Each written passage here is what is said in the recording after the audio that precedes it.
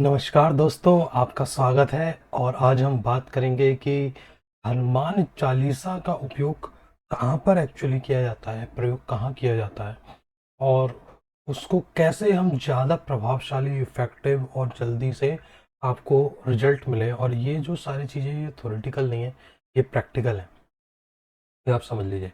तो इसके लिए आपको सबसे पहले देखिए, आज हम जिन चीज़ों को बात कर रहे हैं वो बहुत ही सीक्रेटिव हैं, जो मैं आपके साथ शेयर कर रहा हूँ। और इस नॉलेज को आप आगे बांटिए, आगे लोगों को बताइए, ये वीडियो शेयर करिए। देखिए, मैं इस वीडियो को आप लास्ट तक देखिए, क्योंकि मैं कुछ ऐसा सीक्रेट बताऊंगा बिल्कुल लास्ट में, जो इस पार्ट का, हनुमान चालीसा का, हनुमान जी के प्रति भक्ति का जो आपको रिजल्ट आना है वो 1000% तक बढ़ जाएगा। इसलिए इस वीडियो को लास्ट तक देखिए। देखिए, जब विवेकानंद जी से किसी अंग्रेज ने ये चीज़ पूछी कि आप एक चीज़ बताइए कि यदि आपकी संस्कृति, हमारी जो सनातन परंपरा है, वो अगर इतनी स्ट्रांग है और इतनी अच्छी है और इतनी डीप है, इतनी साइंटिफिक है, तो आप इतने पिछड़े हुए कैसे हो गए? आप विकासशील क्यों हैं? आपने क्यों ये सारे इनोवेशन नहीं करे? इसके पीछे का क्या कारण है? तो विवेकानंद जी ने बोला कि देखिए, हिंदुस्तान के अंदर हिंदुओं की ये एक बहुत बड़ी प्रॉब्लम है कि उनके पास बंदूक है लेकिन वो चलाना नहीं जानते। तो उसी उदाहरण को यदि यहाँ पर लें तो आपके पास हनुमान चालीसा है, आपके पास बजरंग बाण है, आपके पास हनुमान बाहुक है, लेकिन इन तीनों का कहाँ पर उपयोग करना है, कैसे उपयोग करना है, यही एक समस्या है कि ये लोगों को पता नहीं है। तो इसी समस्या को समाधान करने के लिए मैं ये 3 वीडियो बना रहा हूँ, जिसमें से फर्स्ट वीडियो है हनुमान चालीसा के ऊपर। तो शुरू करते हैं। तो सबसे पहली चीज़, अगर सबसे पहला जो क्वेश्चन है वो ये है कि हनुमान चालीसा की रचना कैसे हुई? तो जब तुलसीदास जी एक बहुत बड़े भगवान राम के भक्त थे, और आप जानते हैं कि अकबर के समय पर ये एक समस्या थी कि वो लोग हिंदुओं को कन्वर्ट करते थे। चैलेंजेस बहुत सारे डिफरेंट डिफरेंट तरीके के फेस करने पड़ते थे हिंदुओं में। कहीं ना कहीं आप अगर इतिहास में जाएंगे तो कुछ लोग उन्हें प्रो हिंदू भी बताते हैं, कुछ लोग उन्हें एंटी हिंदू बताते हैं। लेकिन जो ये घटना है वो ये बताया जाता है कि जब तुलसीदास जी को अकबर ने अपने दरबार में बुलाया और उनसे पूछा कि भाई, आप भगवान राम की भक्ति क्यों करते हैं? आपको तो मुझे सलाम ठोकिए, मुझको जो है वो अपना हुक्मरान मानिए। तो तुलसीदास जी ने जब इस बात से मना किया तो उन्हें जो है वो जेल में डाल दिया गया। तो जब उन्हें जेल में डाल दिया गया तो तुलसीदास जी ने उस समय यह 40 दोहे, 40 चौपाइयाँ लिखी। और जब ऐसा लिखा और उसके बाद इसको जब उन्होंने प्रेम भावना के साथ गाया, तो ऐसा कहा जाता है कि उस जेल में वो चारों तरफ से बहुत सारे बंदरों ने घेर लिया। उन्होंने सारे वहाँ के जो रक्षक थे उनको भगाया। और जब ये बात अकबर को पता चली तो उन्होंने भी इस बात का लोहा माना कि यह राम भक्त इतनी ज़्यादा प्रभावशाली है। तो ऐसा माना जाता है कि जब तुलसीदास जी ने फर्स्ट टाइम हनुमान चालीसा को गाया था, तो वहाँ पर स्वयं हनुमान जी ने उपस्थित होकर उसको सुना था। तो ये उसका बैकग्राउंड है। अब जो दूसरा सबसे बड़ा प्रश्न आता है वो ये आता है कि इसे कब करना चाहिए। तो देखिए, हनुमान चालीसा का उपयोग लोग हर चीज़ में कर लेते हैं, जैसे कि रोग हो गया, कोई समस्या आ गई, कोई प्रॉब्लम आ गई। लेकिन देखिए, अगर आपको बिल्कुल तीर निशाने पे मारना है तो इसको, जब आप देखिए जो स्टोरी है इसके बनने की, वही ये इंडिकेट कर रही है कि आपको कहीं ना कहीं इसका उपयोग वहाँ पर करना है जहाँ पर कहीं पे जेल की समस्या आ जाती है, जहाँ पर कोई बंधन आ जाता है, जहाँ पे आपको कोई ऐसी समस्या आ जाती है कि आप उससे बाहर नहीं निकल पा रहे हैं। होता है ना, कई लोग कहते हैं कि यार ऐसा लगता है जैसे किसी ने बांध दिया हो। तो वो जेल खाली वही वाली जेल नहीं है, बल्कि ऐसी भी समस्याएं जिसकी वजह से आप उस चीज से बाहर नहीं निकल पा रहे हो, आपको ये लग रहा है कि आपको किसी चीज ने बांध दिया है, तो वहां पे हनुमान चालीसा का प्रयोग करना चाहिए। उसके बाद हनुमान चालीसा की बात करें तो देखिए उसमें 40 चौपाइयाँ हैं, जिसमें से जो शुरुआत की 10 चौपाइयाँ हैं वो हनुमान जी की लिए बनाई गई हैं। उसके बाद जो 10 चौपाइयाँ हैं वो उसमें भगवान राम का बखान किया गया है। और जो मैं बात कह रहा था कि इसको और ज़्यादा इफ़ेक्टिव कैसे बनाया जाए, और ज़्यादा प्रभावशाली कैसे बनाया जाए, तो देखिए इसके लिए ऑलमोस्ट 5 to 6 स्टेप हैं जिसको आपको फॉलो करना चाहिए। ये बहुत ही प्रभावी स्टेप्स हैं, और यदि आप इनको यूज़ करते हुए आगे बढ़ेंगे तो आपको अवश्य फ़ायदा होगा। मुझे पूर्ण विश्वास है कि आप इन स्टेप्स को लिख लीजिए और इनको एज इट इज़ फॉलो कीजिए, और आपको उसके बाद जो भी रिजल्ट आपको प्राप्त हो वो प्लीज़ कमेंट में बताइए। तो पहली जो चीज़ है वो है जो इसका स्टार्टिंग का दोहा है, श्री गुरु चरण सरोज रज। ये जो स्टार्टिंग का दोहा है ये इन्वोकेशन है, इसको आपको पूर्ण भावना से करना है। मैं अपने कमेंट में इसका जो मीनिंग है वो मैं डाल दूंगा। तो ये एक तरीके से आप उन्हें बुला रहे हैं कि भाई आइए और मेरी समस्याओं का समाधान कीजिए। तो ये जो स्टार्टिंग और एंड का दोहा है ये बहुत ही ज़्यादा महत्वपूर्ण है। दूसरी चीज़ जो आपको करनी चाहिए वो है दीपक प्रज्वलन। देखिए देसी घी का दीपक जब भी आप करने बैठे आप देसी घी का दीपक जलाइए। ये बहुत ही अच्छा है, बहुत ही अच्छा है, बहुत ही प्रभावशाली चीज़ है। आप यकीन मानिए अगर आप इस पर रिसर्च करना चाहते हैं तो आप कर लीजिए, 11 दिन बिना दीपक के पढ़िए और 11 दिन विद दीपक के पढ़िए, आपको पता चल जाएगा। इसलिए ये दूसरा स्टेप बहुत बहुत महत्वपूर्ण है कि आप देसी घी का दीपक जलाइए। इसके अंदर मैं एक चीज़ ऐड करूँगा बात, मैंने देखा है कि आजकल मार्केट में बहुत सारे देसी घी मंदिरों के पास जो मार्केट होता है उसमें बिकने लगे हैं, जो मिलता है 250 रुपये किलो, 200 रुपये किलो, और जो आप खुद खाने में यूज़ करते हैं वो मिलता है 500-600 रुपये किलो। तो भाई ये इस बात से अंदाज़ा लगा लीजिए कि हम कितने भ्रमित हो चुके हैं कि हम खुद तो चाहते हैं कि एक अच्छे से अच्छा घी हम खाएं, लेकिन भगवान के लिए जो भोग है वो एक्चुअली में आप ही अपने अंदर ले रहे हैं। उस घी को, दीपक के घी को ज्योति के साथ जो वो फैल रहा है, लेकिन व्यक्ति को ये समझ में नहीं आता, वो 200 रुपये किलो लेके वो सोचता है कि यार चलो ये ले लेते हैं, जो बहुत गलत है, जो आपकी ईमानदारी के ऊपर बहुत बड़ा क्वेश्चन मार्क लगाता है। इसलिए भक्तजनों ये मान कर चलिए, हे प्रभु के लिए आप, प्रभु ने तो सब कुछ दिया है और आप ही उसी के चीज में कटौती कर रहे हैं, ये सही नहीं है। आप अच्छे से अच्छा अगर खुद 500 रुपये वाला खाते हैं तो उनके लिए तो जो शुद्ध से शुद्ध हो सके, सामने का निकल सके, 1000 रुपये किलो, 2000 रुपये किलो उसका उपयोग कीजिए। तो मैंने बताया दूसरा दीपक का।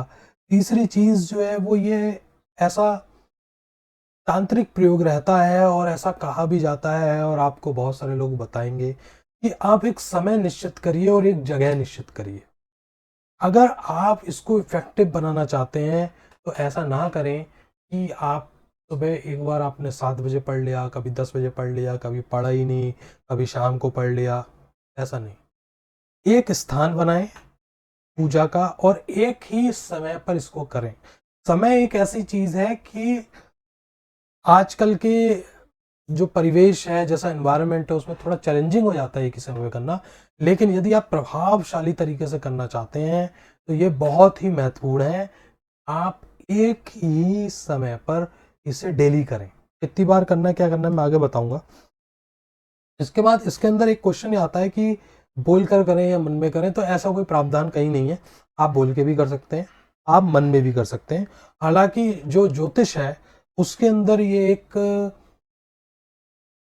मेथड होता है जिसमें ये बताया जाता है कि हम जो है वो किसी चीज को कैसे करें भाव के हिसाब से, कि फर्स्ट भाव में है तो बोलकर करना चाहिए, सेकंड भाव में है तो बोलकर करना चाहिए, थर्ड भाव में है तो ऐसा करना चाहिए।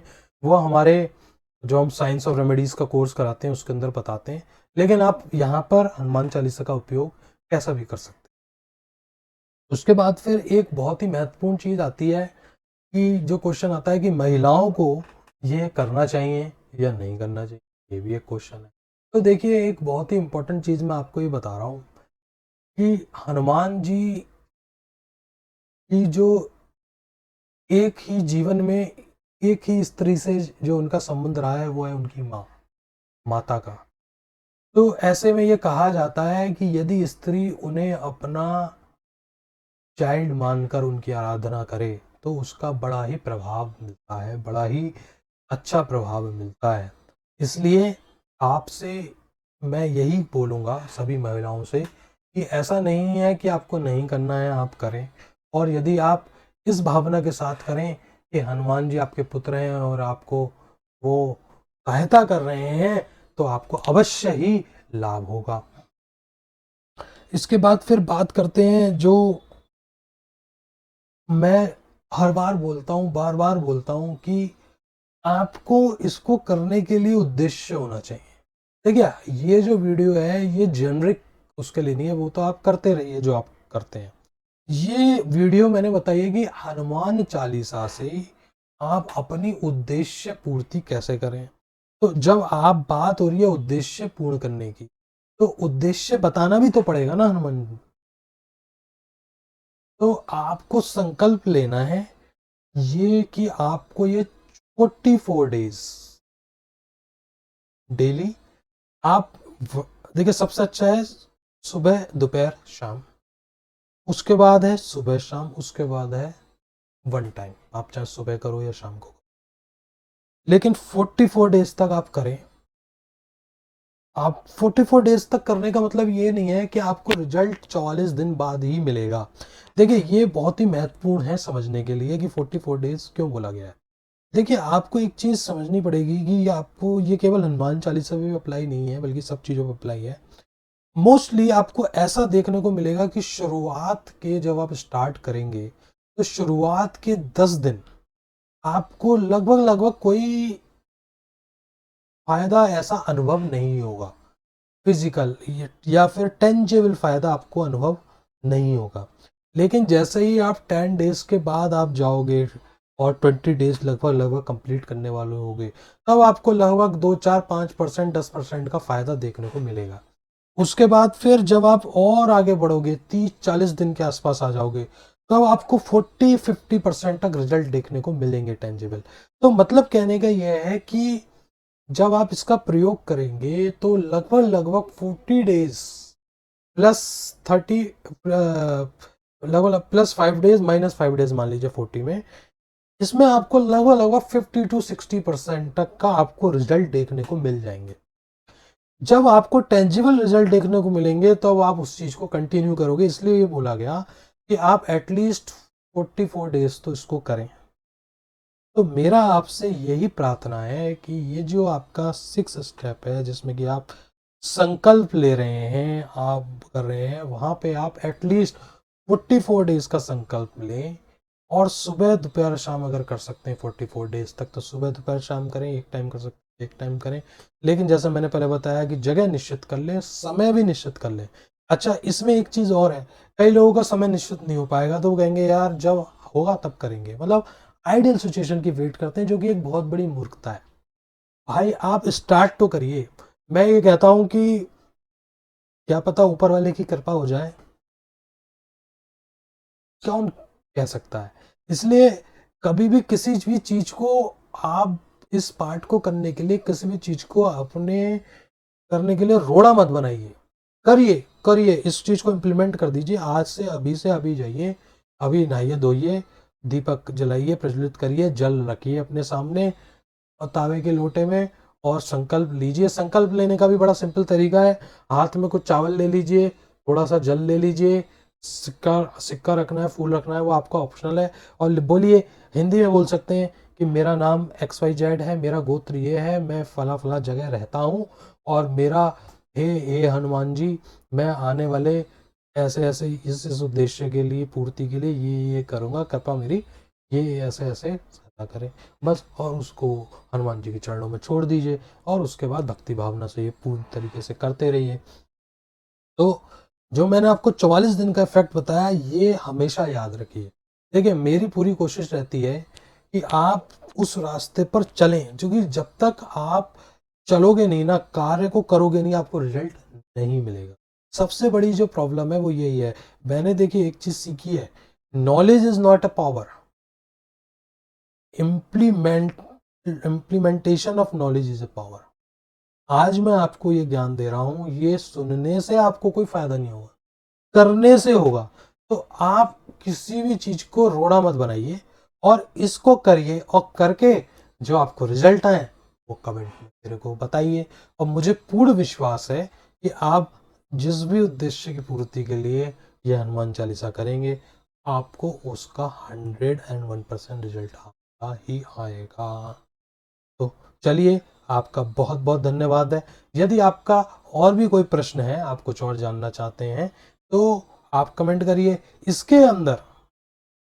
इसके अंदर एक चीज जो मैं बताना चाहूंगा कि एक सीक्रेट और है, एक सीक्रेट और है जिसमें कि आपको एक वर्ड रिप्लेस करना होता है, लेकिन वो कहाँ पर करना है, कैसे करना है, इसके लिए आपको मैं ऑप्शन दे रहा हूँ। आप कमेंट करिए, सब्सक्राइब करिए, और मेरे दिए हुए नंबर पे व्हाट्सएप पे ये क्वेश्चन पूछिए कि हनुमान चालीसा में क्या रिप्लेस करना है, मैं आपको इसका रिप्लाई दूंगा। लेकिन जब वो आप ऐड करेंगे तो इसकी जो इफेक्टिवनेस है वो 1000 टाइम्स बढ़। आपका बहुत बहुत धन्यवाद। Thank you.